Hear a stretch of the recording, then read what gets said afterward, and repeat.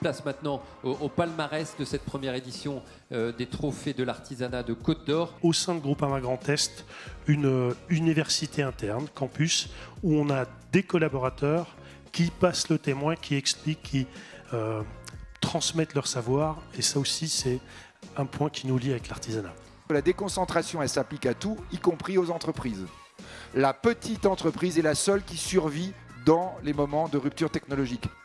Les grandes structures vont disparaître, comme les concentrations vont disparaître. L'avenir, c'est sur les territoires, il faut le dire aux petits qui sont à côté, tu vas rester dans la Côte d'Or. Ce sera l'endroit où tu pourras être totalement moderne. Qui dit entreprise, dit artisan, dit emploi, dit apprenti. Et c'est aussi une de nos priorités de montrer qu'il y a de l'emploi à prendre dans nos territoires et de défendre le territoire tout bêtement. C'est une grande fierté pour moi, mais surtout pour les 10 000 entreprises artisanales de Côte d'Or qui le valent bien. Voilà. Se réapproprier les métiers comme étant une valeur d'avenir, la transmission de la connaissance dans un monde en plein bouleversement, c'est une formidable chance donnée à notre avenir collectif. Il s'agit de monsieur et madame Dumont et Bert, représentés par Thierry Bert. Aujourd'hui, on prend des marchés pour les monuments historiques et tout ce qui concerne la fabrication d'œuvres bois. Tiens, et on est en ce moment, on vient de terminer l'église des Poisses, on est sur le château de Saint-Romain et on est sur deux gros hôtels particuliers à Beaune.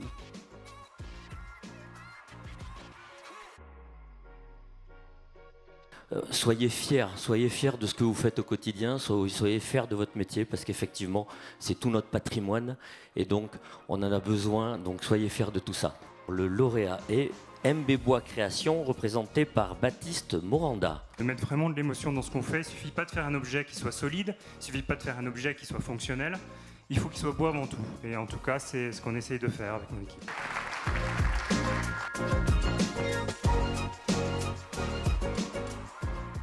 Notre rôle, c'est de les assister et de les libérer de toutes ces contraintes administratives. Chez Fiducial, il n'y a pas de clients spéciaux, il n'y a pas de petits, il n'y a pas de gros clients. Ce sont tous des clients traités de la même façon. L'entreprise BCP Paysagiste, je crois qu'il fallait le BCP Créateur de Jardin, il me semble, représenté par Xavier Poyot.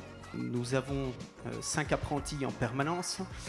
Et dans les 36 personnes, il y a à peu près 15 personnes qui ont été apprentis au sein de l'entreprise et aujourd'hui qui occupent à peu près toutes les responsabilités.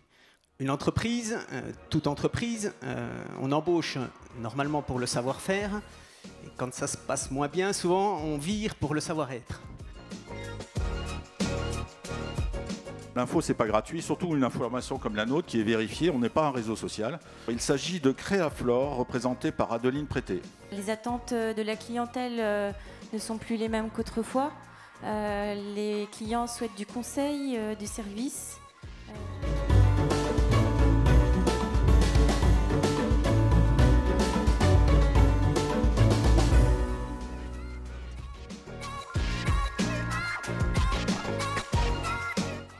C'est dans les petites structures qu'on va savoir prendre le risque de l'innovation. Dans les métiers de l'artisanat, tous les jours, on se réinvente. C'est au Délices de la Chouette, représenté par Monsieur Laurent Blanchard. On essaye de transmettre notre savoir-faire, nos tours de main, et puis d'un autre côté, on espère qu'un jour eux-mêmes pourront nous apporter quelque chose, parce qu'on a toujours quelque chose à apprendre des autres, même des plus jeunes. C'est notre enjeu à tous, à toutes, d'entourer nos collaborateurs de demain, les valeurs humaines, ça c'est important. Jonathan Poté. On fait partie d'un guide, nous c'est le guide des croqueurs de chocolat, pas comme vous, le guide Michelin. Ouais. Et là on a eu le plaisir d'être sélectionné, en tout cas pas sélectionné, mais on fait partie des 100 meilleurs chocolatiers de France et à l'étranger. Ça fait que 3 ans qu'on est là, on a encore plein de choses à faire. Et non, on va encore continuer là, même si je vais ailleurs dans 10 ans, mais je pense que ça restera au cœur de Dijon.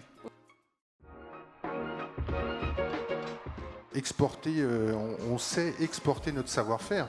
On a tout un ensemble de boulangers en France qui créent des écoles de boulangerie un peu partout sur la planète. 80% des entreprises qui exportent ont moins de 10 salariés. La tonnellerie Rousseau, représentée par Jean-Marie Rousseau. La tonnellerie française a joué sa part de responsabilité par rapport aux provenances de bois. Il y a un avantage qu'on a sur le territoire français, c'est qu'on a des forêts magnifiques et qui donnent des bois magnifiques. Des bois magnifiques et aussi qui développent des qualités gustatives dans les vins.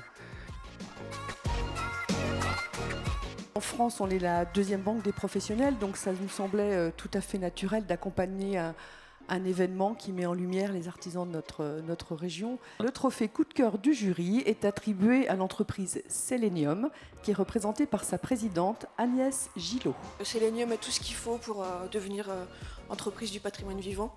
Tout est personnalisable, c'est vrai qu'on est fiers d'avoir des produits qui voyagent partout, en France mais aussi à l'étranger.